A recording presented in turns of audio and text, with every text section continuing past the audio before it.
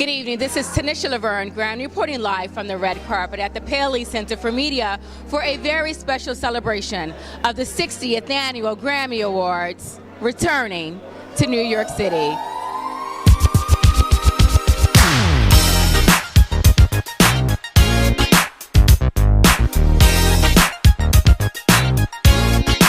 Good evening. This is Tanisha Laverne Graham reporting live from the red carpet at the Paley Center for Media to celebrate the 60th Annual Grammy Awards returning to New York City. I have Chantel Sausedo. You are in charge of talent.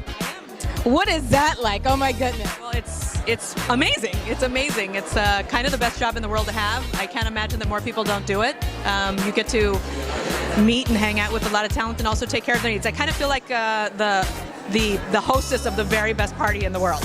It's got to be the Grammys. Like, how did you get attached to the Grammys, though? I know you've had a long career in entertainment. So talk to me about, like, coming on board with this organization. Well, I actually started a long time ago, and I started at the very bottom, and I just kind of worked my way up, and I learned from the very best talent producer in the world, a lady named Tisha Fine, and then Ken Ehrlich gave me my big break to being on the show. So, wow. What are some of the challenges you face? Well, when you have that many important people in the room, making sure that there's a lot of democracy when it comes to things like dressing rooms and rehearsal slots. So, you have to be Switzerland and make sure everybody gets what they need. So who's the greatest diva you've had to work with, if you want to say? When you say greatest, they're all great, but this year we get to work with Patti LuPone. Will definitely be a selfie of Patti LuPone. Have to. Me. Have to. You know what's crazy? You talk about that not being a part of the code, but you work so hard in this industry, and sometimes you need these photos for posterity. So you know what? Get your picture. I'm getting my picture. Get your Patti LuPone and me, the two biggest divas. So bringing the Grammys back to New York City after 15 years, like how did that come about? Well, it's our 60th. And we don't get here very often. I mean, the last time was 15 years ago, and there was a blizzard, and I think, a lot of typical concerns. It's coming to New York is expensive, and not a lot of people live here. The weather's always a concern. In California, we don't often have those issues. We always worry about rain, but we seldom worry about snow. So this was a big factor, and I think the 60th is really what did it. It's our 60th anniversary, and that's pretty amazing, and it's pretty exciting. So needed to come home for a little bit. What's one of your favorite Grammy shows that you've done to date? Well, this one, of course. This one's amazing. This is the one that's going to go down in the books for you to be like one of your top faves. But the Grammy salutes that we do after the show, we do 1-2 days after. Those are so focused and so fun because there's no pressure. So everybody's really relaxed. We did Stevie a couple of years ago. We did Bee Gees a little while ago. Beatles was our first, and this year we're doing Elton John.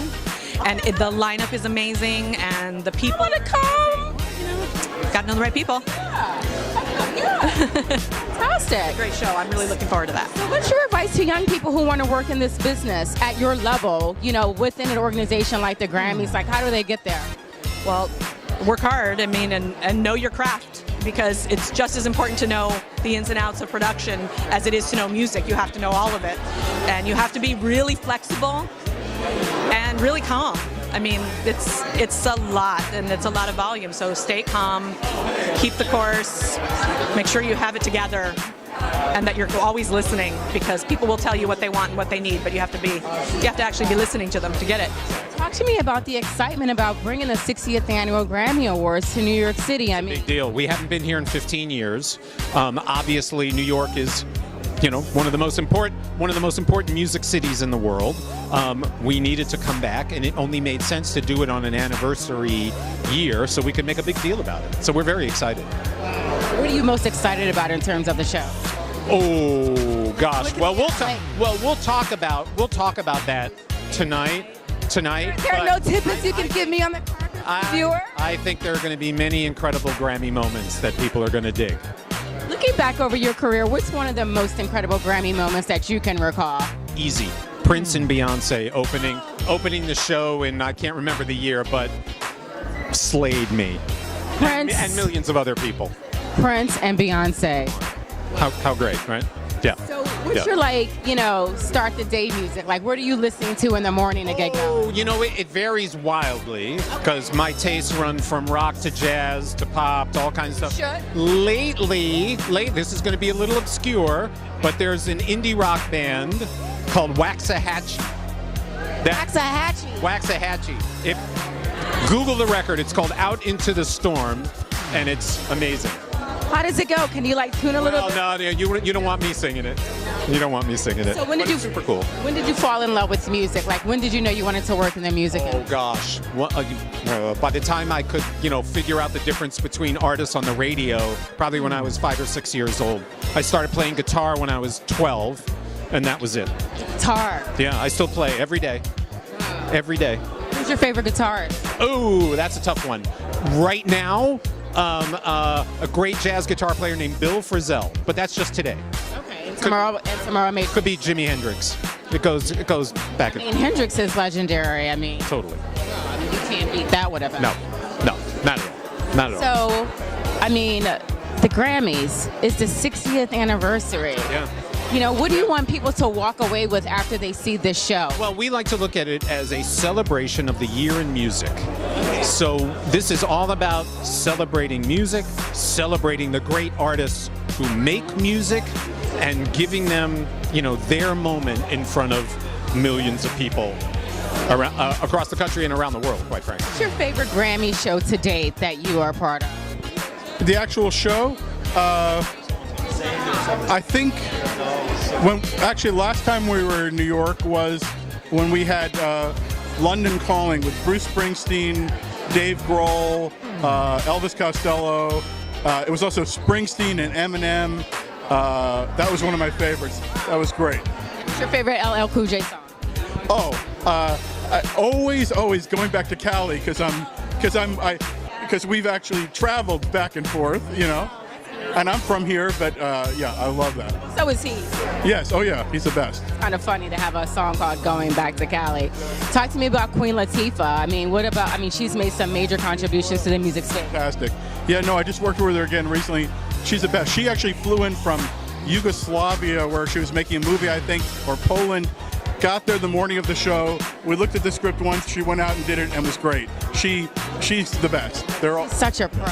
Utter pro and lovely. So do you have any favorite artists that you enjoy working with? Like, who are your babies in the industry? Who do you call up when you need a favor? Who are those guys? Oh, there's so many of them. I'm from New York, New Jersey, so Springsteen, when he's a part of something, that's always a big thrill for me. But the artists, I like, everyone from, I just did a bunch of projects with Fleetwood Mac. I love them. But, we love Dave Grohl. There's so many of the people we love. Nice. So what do you listen to when you're getting ready for work in the morning? Like, what's your, pump up the volume, start the day? I'm a random shuffle guy. I like the surprise of putting on my phone and just saying, what am I going to get today? Because I'm a guy who had 30,000 albums, but now it's all on my phone, so I love that. Isn't that crazy? It's amazing what you can do. What are the greatest technological advances that have moved your career, in a positive way? Well, I am old enough that when I started in journalism at Esquire and then Rolling Stone, at Esquire there were still typewriters the first year I got there, and then they got computers in. They were slow, and Rolling Stone, they still had old-fashioned fax machines in 1986, so it's things have changed radically, and I now I'll write books often, including a Grammy book, and you couldn't do it without just the amazing with having a MacBook that I can just take everywhere. I can work anywhere. Self-pub. That's unbelievable stuff. It's great. What do you want viewers to walk away with? A commitment to watching, especially if they're a Nielsen family. Nice. That's what. I have Mr. Jack Sussman with me, Executive Vice President. This is an amazing activation, a 60th Annual Grammy Awards returning to New York City. How did that happen? Listen, it's been 15 years since we've been back. It's the 60th anniversary. We wanted to bring the Grammys back to the old home, and we're back in town. New York's taking us in, and we're going to put on an amazing show for them Sunday night. I can't wait. It'll be a great night. What do you think is going to be one of the highlights? What's going to just, have people blown away? I think there's going to be several moments like that. We've got 10 poles set up throughout the show. It's a really big night, and the fact is we're celebrating 60 years of Grammy history. We're celebrating being in New York City, and we're celebrating this year in music. So there's going to be these great moments throughout the show, bringing that onto television from all those different areas. So throughout your career, talk to me about, a show that you were just super proud of? You know what I mean? That may have had some moments where you're like, I'm not sure if this is going to go over the way we planned.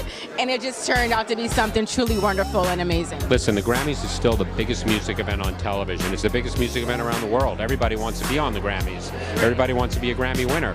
Those moments happen on that stage. Because what happens is, you get on that stage, you're sitting out there, you get on that stage and all your peers are sitting out there. You don't want to mess up. You want to up your game. And then it becomes a game of one-upsmanship throughout the evening because nobody wants to bring their B game. Everybody brings their A game. Like, what's your go-to music? Like, what gets you pumping? Like, what gets you going? I listen to a little Bruno. Bruno Mars will get you going in the morning. Kesha's music is just so emotional. You want to listen to that and it gets you amped up. I just think we've got a lot of great stuff. A little country music also. I try to mix it all up, rather eclectic. Amazing. It's fun. Talk to me about some of the technological advances, that we now have today, that have benefited, your career working with the Grammys. Listen, we've taken that show from what was just a mainstream television show to a state-of-the-art production value that is second to none. You watch what we do with our screens, what we do with our sound, what this production team does with its directing, its lighting, its stage design. Nothing comes close. It's in a class by itself. Do you remember the first time you saw, the Grammy show for the first time, one that you were a part of and activated, and what that feeling was like for you? I remember I walked onto the stage for the first day of rehearsal, and I picked up the phone and called my wife, and I went, I can't believe it. I'm on the stage at the Grammys, and I'm working here. And I've been in love with music and television for my entire life. That moment was one of those moments that I still get that same chill every time I walk on the stage for the first time. I love these kinds of stories. That's wonderful. So what's your advice to young people who want to work in this business, who have no idea, really they don't, have no idea of the level of commitment that it takes, to get to the Grammy level, to stand where you're standing, and to talk about this experience? Like, what would you want to say to them? I think you have to be determined. I think you have to go into everything prepared. And I think you don't have to take no for an answer. And just keep fighting and clawing your way up. And remember who helped you on the way up, because you might need them on a later date. Favorite New York City moment before we wrap up? Favorite New York City moment. Being in Central Park during Diana Ross. Oh my God. I was a little kid. Do you hear this? Wait, first of all, I am a huge fan of Diana Ross. Okay, I interviewed her daughter here, Tracy Ellis Ross. Yeah, about a month or two ago, maybe. So, wait a minute. Talk to me about that day. Talk to me about it. I just remember being in Central Park and feeling the weather, the people, and the stampede. And it was, it's forever etched in your memory where you were in that moment in time, watching all that go down. Like, how far back were you, though? Like, tell me where you were standing, because, I was like... About halfway back. Well, so that's still a great spot, then. Yeah, I weaseled my way in. You weaseled your way in. I love it. So you didn't pay? Oh, I love this story. This is amazing. So what would you say to Diana Ross? What would I say to her? Say, if she walked in right now and, Say, what are you doing Sunday night? You want to come to the show? I do. Thank you so much. I'll be there. This is Tanisha Laverne Grant, blackinamerica.com.